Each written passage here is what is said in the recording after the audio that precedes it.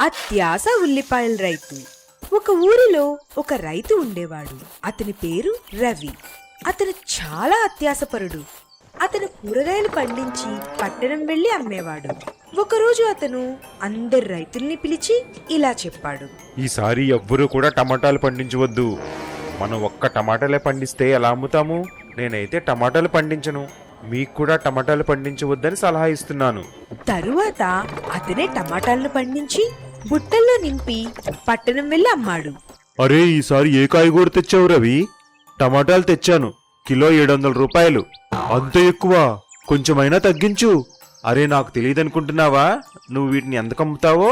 ఈ రోజు ఒక్క టమాటాలు మాత్రమే ఉన్నాయి. నువ్వు ఎలా అయినా తీసుకోవాలి వీటిని. వ్యాపారికి మరో మార్గం లేక డబ్బులిచ్చేశాడు. ఇంట్లో రవి భార్య అతనితో ఇలా అంది. మీరు చాలా తెలివైన వారండి. రైతులందరికీ టమాటాలు పండించవద్దని చెప్పి మీరు మాత్రం బాగా సంపాదించారు. ఒక మహిళ కిటికీలోంచి ఇదంతా చూస్తుంది. ఆమె వెళ్లి రైతులందరికీ జరిగింది చెప్తుంది. అరే, వినండి వినండి అందరూ, రవి మనల్ని అందరినీ మోసం చేస్తున్నాడు. మనల్ని టమాటాలు పండించవద్దని చెప్పి తాను మాత్రం వెళ్లి టమాటాలన్నీ పట్టణంలో అమ్ముతున్నాడు. మీకు తెలుసా, తాను పంటంతా టమాటాలే వేశాడు. అంత మోసమా? అతను రైతు గనుక మనం అతన్ని నమ్మాము. మనం అతనికి గుణపాఠం చెప్పాలి. అప్పుడే ఒక ఆఫీసర్ సూటు బూటు వేసుకుని గ్రామానికి వచ్చి ఇలా చెప్పాడు. నేను కృషి సంస్థ యొక్క అధికారిని. ఈ రోజుల్లో ఉల్లిపాయల విత్తనాలు చాలా కల్తీ అయ్యాయని వార్త వచ్చింది. అందుకే నా సలహా ఏంటంటే మీరెవ్వరూ ఉల్లిపాయలు పండించవద్దు. మీరు మా పాలిట దైవం లాంటి వారు. మీలాంటి మంచి అధికారి ఎప్పుడూ చూడలేదు. అలా చెప్పి అందరూ ఆనందించారు.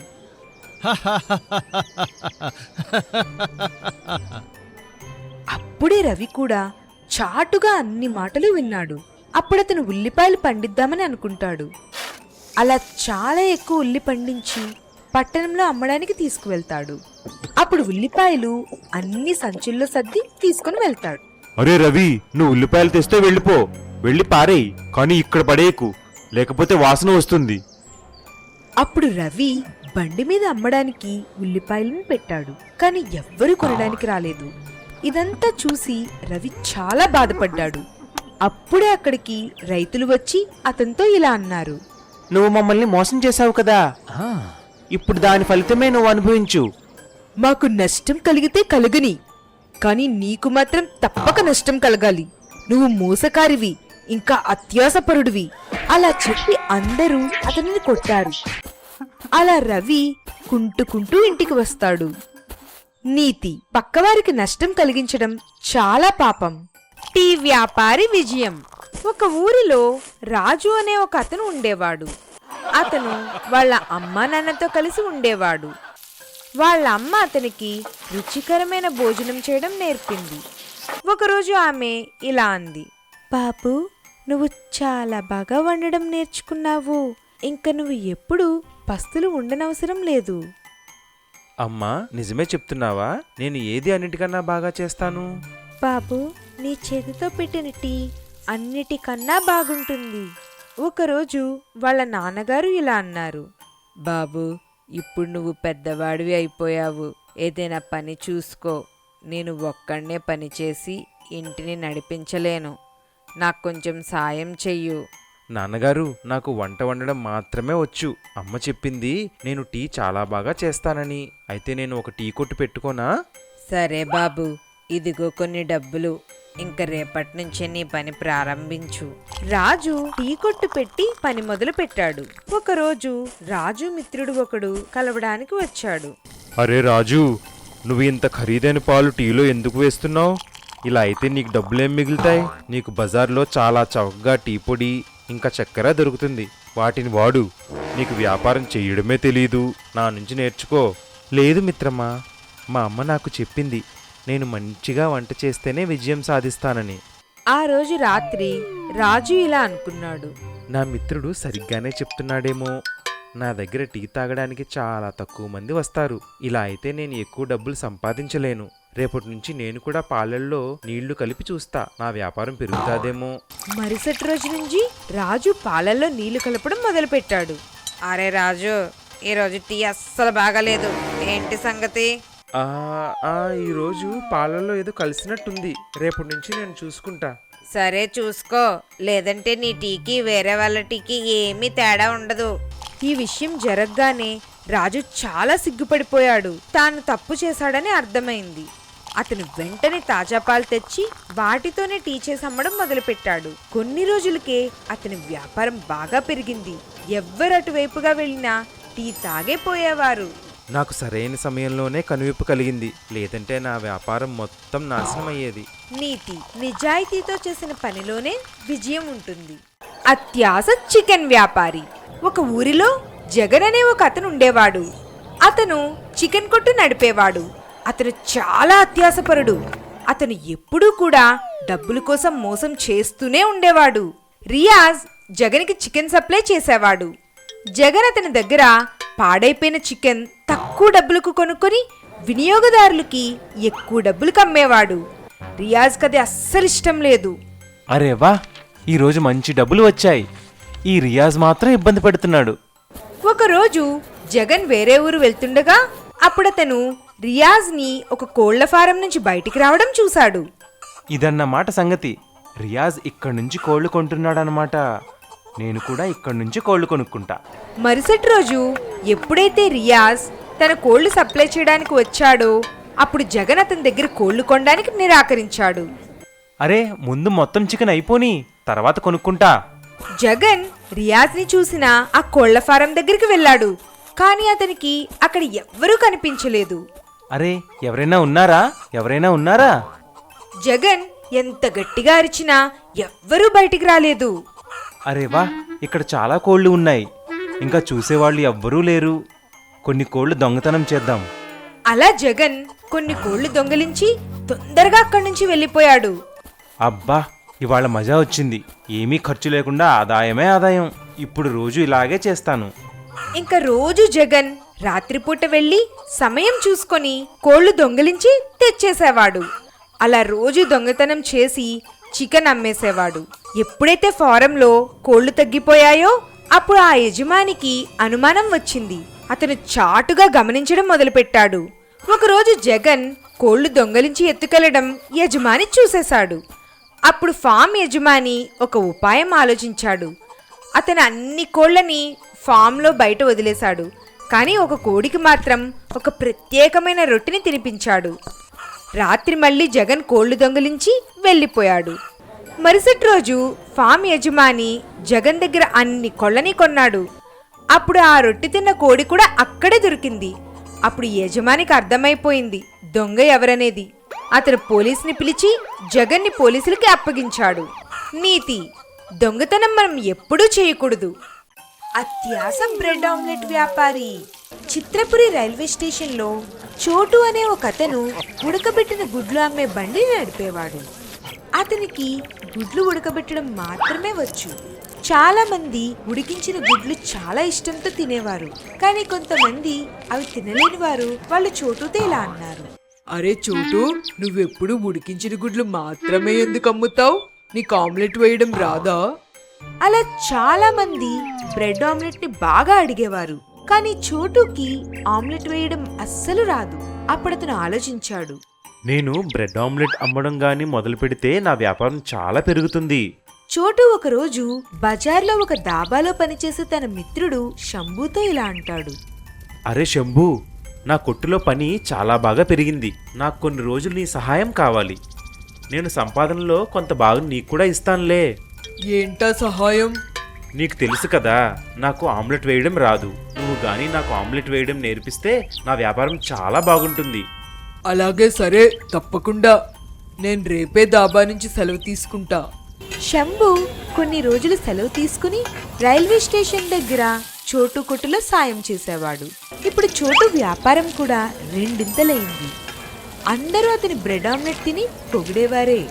కానీ శంభు చాలా తెలివైనవాడు. అతను చోటు యొక్క ఉడికించిన గుడ్ల వ్యాపారం కూడా నేర్చుకుని అందరికీ తన ఆమ్లెట్ రుచిని అలవాటు చేశాడు. ఒకరోజు శంభు చోటుతో ఇలా అన్నాడు. సరే మిత్రమా, చాలా రోజులైపోయాయి. నేను తిరిగి మళ్ళీ నా దాబాకి వెళ్ళిపోతున్నా. ధన్యవాదాలు శంభు. శంభు వెళ్ళిపోయాక చోటు స్వయంగా బ్రెడ్ ఆమ్లెట్ వేయడం మొదలుపెట్టాడు. కానీ అతను మంచిగా ఆమ్లెట్ వేసేవాడు కాదు. అరే బాబు, ఇదేంటి ఇలా చేసావు ఆమ్లెట్? ఇందులో మొత్తం మిరపకాయలే.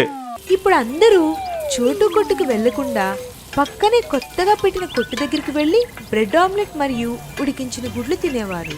అరే అరే అరే బాబు, ఎక్కడికి వెళ్తున్నారు? ఆమ్లెట్ తినరా? ఏమీ లేదు. అయినా నీ దగ్గర ఆమ్లెట్ ఎవరు తింటారు? మేం పక్కన ఉన్న కొట్టుకి వెళ్తున్నాం. చూడు అక్కడ ఆ అబ్బాయిని, టోపీ ఇంకా అద్దాలు పెట్టుకుని చాలా రుచిగా ఆమ్లెట్ వేస్తున్నాడు. ఇంకా ఉడికించిన గుడ్లు రుచి కూడా నువ్వు చేసినట్టే ఉన్నది. అప్పుడు చోటు వెళ్లి ఆ కొట్టువాడితో మాట్లాడాడు. అప్పుడే అనుకోకుండా ఒక బండి ఆ కొట్టువాడిని గుద్దేసింది. అప్పుడు తన టోపీ మరియు అద్దాలు కింద పడిపోతాయి. చోటు అతన్ని చూసి ఆశ్చర్యపోతాడు. అది ఇంకెవరో కాదు, తన మిత్రుడు శంభు. నన్ను క్షమించు మిత్రమా. చోటు ఏమీ అనకుండా తన కొట్టుకి తిరిగి వెళ్ళిపోతాడు. అప్పుడు రాత్రి పగలు కష్టపడి ఆమ్లెట్ వేయడం నేర్చుకుంటాడు. మళ్ళీ అతని వ్యాపారం చాలా బాగా నడిచింది. నీతి: అత్యాశ పడేవాడి మీద కష్టపడేవాడు ఎప్పుడూ గెలుస్తాడు. అత్యాశ వడాపావ్ వ్యాపారి. షోలాపూర్ అనే ఒక ఊరిలో రాజు మరియు అతని భార్యకి వడాపావులమ్మే వ్యాపారం ఉండేది. అతని భార్య వడ తయారు చేస్తే రాజు అందులో పావు పెట్టి అమ్మేవాడు. అతని వ్యాపారం అంత బాగా నడవట్లేదు పాపం. ఎవరైనా అతని దగ్గరికి ఒక్కసారి వస్తే మళ్ళీ రెండోసారి వచ్చేవారు కాదు. ఇదంతా చూసి ఒకరోజు రాజు తన భార్యతో ఇలా అన్నాడు: నాకు ఇప్పుడు అర్థమైంది మన వ్యాపారం ఎందుకు నడవడం లేదో. నీకు వడ చేయడం అసలు రానే రాదు. అదేంటండి అలా అంటున్నారు? నేను వడ బాగానే చేస్తాను. నువ్వేమీ బాగా చేయట్లేదు. బాగా చేస్తే అమ్ముడుపోవాలి కదా. నాకు ఒక ఉపాయం వచ్చింది. నీకు ఉమా అక్క గుర్తుందా? మనం వాళ్ళ ఇంటికి వెళ్ళాము. ఆవిడ ఎంత బాగా వడాపావు చేసిందో, ఎంత రుచిగా ఉన్నాయో. ఆవిడని ఇక్కడికి ఎందుకు పిలవకూడదని అనుకుంటున్నాను. అలా ఆవిడకి కూడా లాభం వస్తుంది, ఇంకా మనకు కూడా వ్యాపారం పెరుగుతుంది. పాపం చాలా కష్టాల్లో ఉంది. రాజు ఊరు వెళ్ళి ఉమక్కని కలిశాడు. అప్పుడతను అన్ని విషయాలు చెప్పాడు. అది విని ఉమక్క ఇలా అంది: నేను చాలా రోజుల నుంచి నా పని గురించి విచారిస్తున్నాను. నువ్వు దేవుళ్ళా వచ్చావు. నీకు ఎలా మంచిదనిపిస్తే అలానే చేద్దాం. దాని తరువాత ఉమక్క రోజు కొట్టులో వడాపావ్ చేయడం మొదలుపెట్టింది. ఉమక్క చేసిన వడాపావ్ ఎంత రుచిగా ఉండేదంటే అక్కడ జనాలు లైన్లో వచ్చి తినేవాళ్ళు. కొన్ని రోజుల్లోనే అతని వ్యాపారం చాలా బాగా పెరిగింది. ఇంకా డబ్బులు కూడా ఎక్కువ వచ్చాయి. రాజు వచ్చిన డబ్బుల్లో సగం డబ్బులు ఉమక్కకి ఇచ్చేసేవాడు. ఇది చూసి రాజు భార్య మనసులో ఈర్ష్య మొదలైంది. ఒకరోజు అతని భార్య రాజుతో ఏమందంటే, ఈవిడొక వడాపావ్ చేయడం తప్ప అసలు ఉమ ఇంకేం చేస్తుంది? మొత్తం పనంతా మీరే చేస్తున్నారు కదా, కానీ మిగిలిన దాంట్లో సగం ఆవిడికే ఇచ్చేస్తున్నావు. ఇది సరైంది కాదు. అయితే నువ్వే చెప్పు, ఇప్పుడు మనం ఏం చేద్దాం? ఉమక్కని చూసి నేను కూడా మొత్తం నేర్చుకున్నాను. నన్ను నమ్మండి, అచ్చు ఆవిళ్లాగే చేస్తాను. ముందు నీ ఇల్లు చూసుకో, దాని చింత వదిలేయ్. మరుసటి రోజు రాజు ఉమక్కకి తన లాభంలో వాటా ఇవ్వడానికి నిరాకరించాడు. ఇంకా తాను ఒక్కడే ఆ పని చేసుకుంటా అని చెప్పాడు. ఇప్పుడు నాకు మీ అవసరం లేదు. అది విని ఉమక్క ఇలా అంది: నీకు ఏది సరైందనిపిస్తే అదే చెయ్యన్నా. కానీ ఒక్క విషయం గుర్తుంచుకో, ఇలాంటి వ్యాపారాలలో రుచి మాత్రమే అన్నిటికన్నా చాలా ముఖ్యమైంది. మరి నేను చేసినవి తినే వ్యాపారం బాగా నడుస్తుంది కదా. అబ్బా, నీకు అత్యాశ పెరిగింది. నువ్వు కేవలం నీ వల్లే నా వ్యాపారం నడుస్తుందని అనుకుంటున్నావు. నేను నీకు పని ఇచ్చాను, ఇప్పుడు నేనే నిన్ను పనిలోంచి తీసేస్తున్నాను. వెళ్ళి ఇక్కడి నుంచి. ఉమక్క బాధపడి అక్కడి నుంచి వెళ్ళిపోయింది. అప్పుడు ఆమె దాచుకున్న డబ్బులతో పక్కనే ఇంకో కొట్టు పెట్టుకుంది. ఆవిడ పిల్లలు ఉమాకి కొత్త కొట్టు పెట్టుకోవడానికి సహాయం చేశారు. ఉమ కష్టం ఫలించింది. అలా ఆవిడ వ్యాపారం బాగా నడిచింది. ఆమెకి షావుకార్ అమ్మాయి పెళ్లిలో వడాపావ్ చేయడానికి ఆర్డర్ కూడా వచ్చింది.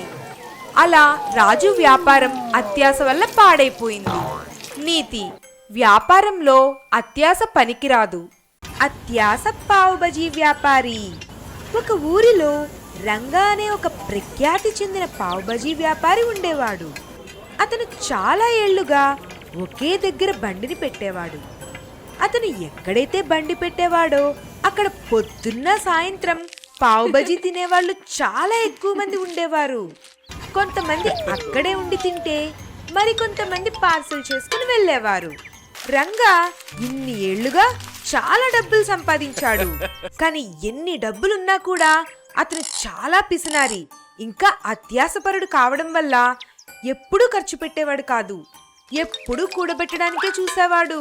అదేంటి రంగా, నీ బండి చాలా పాడైపోయింది. దీన్ని వెంటనే బాగు చేయించు, లేదా కొత్తది కొను.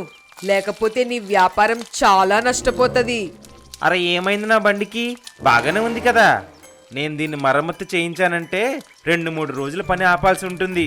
లేదు బాబు లేదు, నేను నా బండిని మూసేయను. తన పొగరు, అత్యాస ఇంకా పిసినారితనం వల్ల రంగా మరమ్మతులు చేయించలేదు, ఇంకా పని కూడా ఆపలేదు. ఒకరోజు రంగాకి ఒక పెళ్లి ఆర్డర్ వచ్చింది. అరే రంగా, నేను నీ పావుబాజీ గురించి చాలా విన్నాను. నా కూతురు పెళ్లి ఉంది. నువ్వప్పుడు పావుబాజీ యొక్క స్టాల్ పెట్టాల్సి ఉంటుంది.